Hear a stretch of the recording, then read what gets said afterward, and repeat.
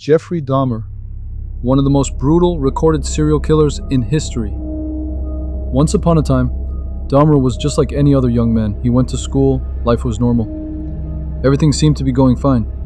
But then, something snapped inside him. A storm of frustration began to echo through his mind.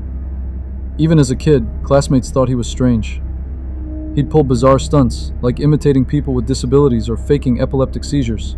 They called it doing a Dahmer. Already, as a teenager, he started drinking heavily, sometimes showing up to school completely drunk.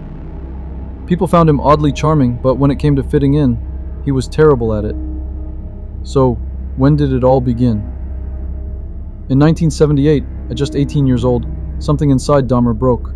Rage filled his spine as he committed his first murder, Stephen Hicks. Fueled by anger, Dahmer grabbed a dumbbell and struck Hicks multiple times until he couldn't move anymore. He then dragged the body to his backyard and buried him there. The police had no idea. The body, cold and hidden beneath the earth, vanished without a trace.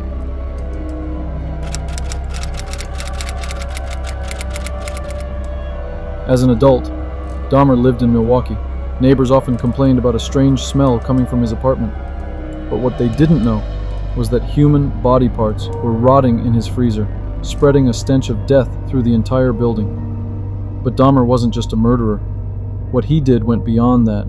Something inhuman. He ate his victims. As insane as it sounds, it's tragically true. He would cook their flesh, eat them, as if their lives had zero value. How can a human do something like that? Then came the Konarak case. A 14-year-old Asian boy managed to escape. Terrified, he ran to the police begging for help. But guess what? The police ignored his fear and handed him back to the monster. The result? A tragedy beyond repair. In 1994, Dahmer was sentenced to 16 life sentences. But in prison, justice caught up with him. He was brutally beaten to death by another inmate. Take care of yourselves. Watch over your loved ones. Always stay alert. And don't forget to follow me for more true crime stories.